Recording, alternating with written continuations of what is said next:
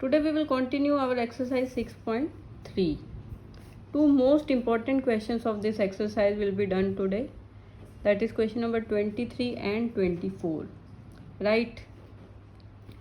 What is given in question number 23? Prove that the curves x is equal to y square and xy is equal to k cut at right angles if 8k square is equal to 1. देखो exercise की starting में मैंने तुम्हें बताया था कि अगर दो कर्व्स राइट एंगल्स पे कट करते हैं तो it means their tangents are perpendicular to each other at the point of intersection. ठीक है ना. जैसे मैंने ये ड्रॉ करके भी दिखाया है. These are two curves. ठीक है. These are tangents to these curves and they cut at right angles if the tangents to these curves are perpendicular to each other. right? तो और कौन से पॉइंट पे होना चाहिए? पॉइंट ऑफ इंटरसेक्शन पे. ठीक है. तो यहाँ पर देखो स्टार्टिंग कहाँ से करनी है. जब राइट एंगल्स की बात हो तो we use the concept m1 into m2 is equal to -1. We are given these two curves. ठीक है. सबसे पहले हम क्या कर लेंगे, हम दोनों के स्लोप्स फाइंड कर लेंगे. तो differentiating with respect to x क्या आ जाएगा? 1 is equal to 2y dy by d x. तो 1/2y is equal to dy by d x. इसको नाम हम दे देते हैं m1. ठीक है. सेकेंड, इसमें तुम्हें पता है प्रोडक्ट रूल लगेगा. x into d by d x plus y into 1 is equal to 0 क्योंकि k इज़ अ कांस्टेंट. ठीक है. यहाँ से dy बाई डी एक्स क्या आ गया? -y/x. Let it be our m2 -y/x. ठीक है. अब कट एट राइट एंगल. देखो पॉइंट ऑफ इंटरसेक्शन फाइंड करने के लिए हम कैसे करते हैं, हम क्या करेंगे, x की वैल्यू y² इसमें पुट कर दें. दोनों सेटिस्फाई करने चाहिए ना एक सिंगल पॉइंट पे. तो पुटिंग 1 in 2 तो क्या आ जाएगा? y² into y is equal to k, मतलब y³ is equal to k. क्या लिख सकते हैं हम? y को k⁻⁴. ठीक है.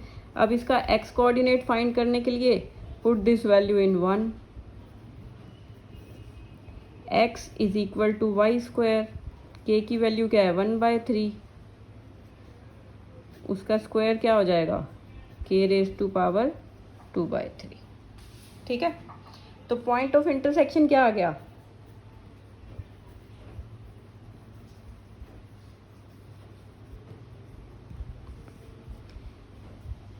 k 1/3, 2/3, k 1/3. ठीक है. x कोऑर्डिनेट आगे लिखा जाएगा. Right. Now at this point दोनों स्लोप्स की वैल्यू फाइंड कर लो. m1 क्या आ जाएगा? m1 is equal to 1/2y. y क्या है? k1/3. ठीक है. m2 क्या आ जाएगा?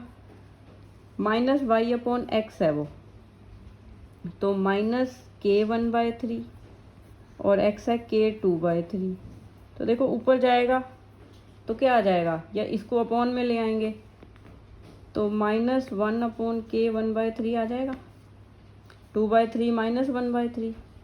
ठीक है. Now for the curve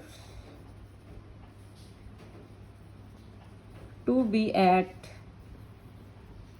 right angles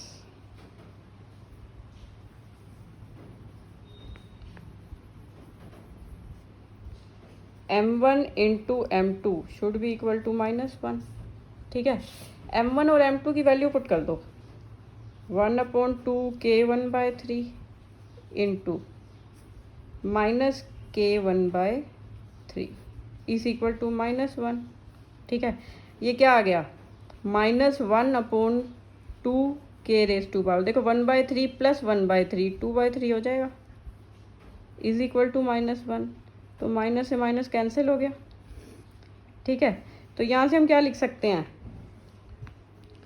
2k⁻² is equal to 1। अब देखो ये 3 हटाना है हमें, क्या करेंगे हम, क्यूबिंग बोथ साइड्स। जब क्यूबिंग बोथ साइड्स करूँगी तो क्या आ जाएगा, क्यूब 1 क्यूब। ठीक है, तो यहाँ से देखो 2 का क्यूब तो 8 और k की 2/3 k², और 1 का क्यूब तो सबको पता है 1 ही होता है। तो यही रिजल्ट हमें प्रूव करना था, 8k² is equal to 1। Clear है? ठीक है, जब भी राइट एंगल्स की बात हो तो इसका मतलब स्लोप्स ऑफ टेंजेंट्स का प्रोडक्ट -1 के इक्वल होगा। ठीक, इम्पॉर्टेंट क्वेश्चन है ये। उसके बाद question number 24, find the equation of tangent and normal to hyperbola this at point x0 y0। इसका मतलब सीधा सीधा ये है कि हमारा जो क्वेश्चन तो सिमिलर सा ही, ऐसे क्वेश्चन हमने बहुत सारे किए हैं। We were given curves and a point, और हमने इक्वेशन ऑफ टेंजेंट और नॉर्मल फाइंड की है, तो प्रोसीजर तो बिल्कुल सेम है। ठीक है, आंसर जो है इसमें x0 y0 में आएगा। क्यों? क्योंकि हमारा जो पॉइंट ऑफ कॉन्टैक्ट है वो यही दिया हुआ है। सबसे पहले डिफ्रेंशिएट करेंगे, 2x/a² minus 2y dy/dx upon b² is equal to 0, यही आ जाएगा। 2x/a² is equal to 2y/b² dy/dx। तो dy/dx की वैल्यू क्या आ रही है, देखो 2 से 2 तो कट ही रहा है, b² x/a² y is equal to dy/dx। ठीक है, नाउ एट x0 y0 क्या आ जाएगा, dy/dx is equal to b² x0 और a² y0। ठीक है, ये हमारा क्या हो गया, स्लोप ऑफ टेंजेंट। जो भी हम dy/dx फाइंड करते हैं वो क्या आता है, स्लोप ऑफ टेंजेंट आता है एट दैट पॉइंट। तो b² x0 upon a² y0, this is our slope of tangent. अब मुझे अगर स्लोप ऑफ नॉर्मल लिखना है तो what do we take, negative reciprocal, तो ये आ जाएगा -a² y0 upon b² x0। ठीक है, अब देखो स्लोप आ गया, पॉइंट है, हम इक्वेशंस लिख सकते हैं। तो सबसे पहले equation of tangent, eight x0 y0 क्या आ जाएगा, y minus y0 is equal to slope b² x0 upon a² y0 x minus x0। ठीक है, अब यहाँ पे क्रॉस मल्टीप्लाई कर दो, a² y0 minus a² y0²। ठीक है, b² x0 minus b² x0²। ठीक है, ठीक है ना। अब देखो मैं इस टर्म को इधर ले जाती हूँ, इसको इधर, b² x0², कोई भी टर्म कंबाइंड नहीं हो रही, ये तो सिर्फ हम आंसर मैच करने के लिए अब ये शिफ्टिंग कर रहे हैं थोड़ी सी टर्म्स को, b² x0 minus a² y0। ठीक है, ठीक है ना।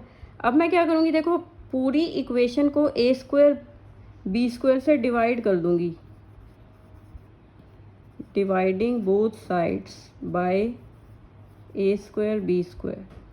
ठीक है, जब इसको a² b² से डिवाइड किया, ये आया x0² अपॉन a², क्योंकि b² कट जाएगा, y0² upon b², a² cut जाएगा, x0 अपॉन a², और यहाँ पे y0 अपॉन b²। क्लियर है? ठीक है, अब देखो जो हमारा कर्व था x² upon a² minus y² upon b² equal to 1, ये जो पॉइंट है एक्स नोट वाई नोट, ये इस कर्व पे भी लाई करेगा, है ना। तो वो चीज़ हम यहाँ यूज़ करेंगे, since x naught y naught also lies on the given curve.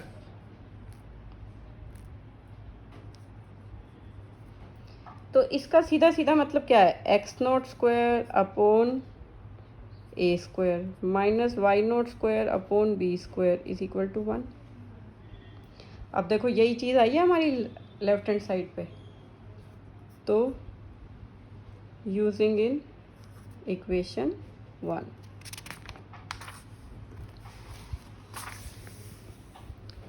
Using in equation 1, तो क्या आ जाएगा, 1 is equal to x x naught upon a square minus y y naught upon b square. This is the required equation of tangent. ठीक है, ठीक है। थोड़ा सा बस ये शिफ्टिंग करनी थी टर्म्स की इस क्वेश्चन में, बस यही स्पेशल था, बाकी सब कुछ कॉमन सा ही है।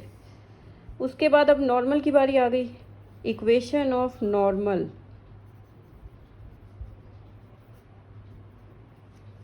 Eight x naught y naught क्या आ जाएगा,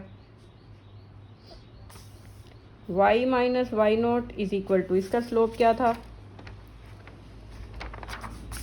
minus a square y naught upon b square x naught, x minus x naught.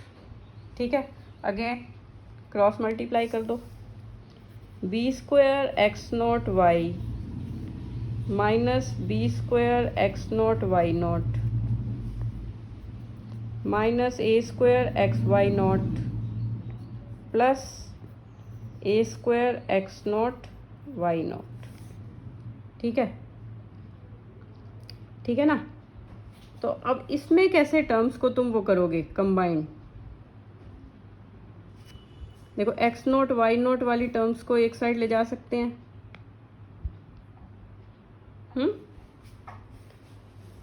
X y x naught y b square x x naught y y naught. एक minute, multiply में कुछ गड़बड़ रही क्या, minus a square y naught upon b square x naught Y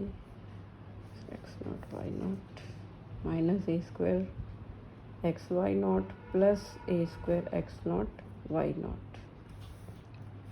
ठीक है,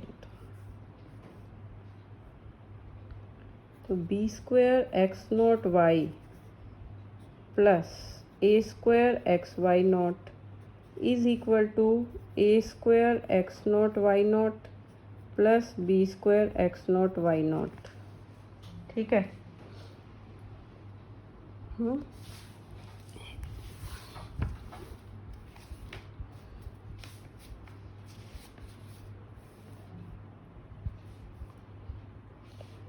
कम देखो इसमें कोई वो पर्टिकुलर वो बन तो बन नहीं रहा जैसे हमारा उस क्वेश्चन में बना था, है ना। तो हम सिंपली इसमें क्या कर सकते हैं, y वाली टर्म इसको y माइनस वाई नॉट, हाँ हम बी स्क्वायर वाली टर्म्स को इकट्ठा कर लेते हैं, b square x naught y naught is equal to a square x naught y naught या फिर minus plus a square x y naught is equal to 0। ठीक है, अब b square x naught y minus y naught minus a square y naught क्या आ जाएगा,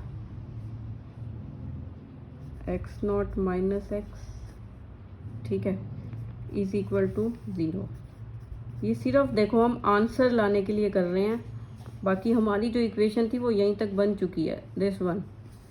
सिर्फ answer match करने के लिए ये सब प्रोसीजर हो रहा है। ठीक है, x naught minus x. Okay, अब देखो y minus y naught upon a square y naught is equal to x naught minus x upon b square x naught. अगर मैं माइनस का साइन कॉमन ले लूँ,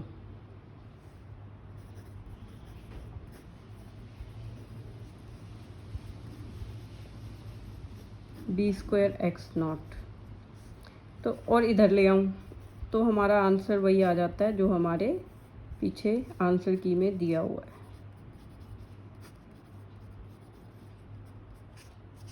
इज इक्वल टू, ठीक है, this is our required equation of normal. ठीक है, हमने क्या किया, हमने पहले बी स्क्वायर एक्स नोट जो कॉमन आ रहा था दो टर्म्स में से वो लिया, ऐसे a square y naught common आ रहा है तो वो ले लिया। ठीक है, उसके बाद हमने क्या किया, ए स्क्वायर वाई नोट को तो वाई माइनस वाई नोट के अपॉन में ले आए, फिर बी स्क्वायर एक्स नोट को यहाँ अपॉन में ले आए। अब जो हमारे आंसर में इसी साइड है दोनों टर्म्स, तो हमने क्या किया, एक माइनस का साइन कॉमन लिया, थोड़ी सिमेट्री सी आ जाती है। देखो वाई माइनस वाई नोट है तो एक्स माइनस एक्स नोट इधर ले आए, तो ये हमारी रिक्वायर्ड इक्वेशन ऑफ नॉर्मल आ गई। ठीक है, तो इस तरह से तुम in this way you can easily complete your exercise 6.3। Okay.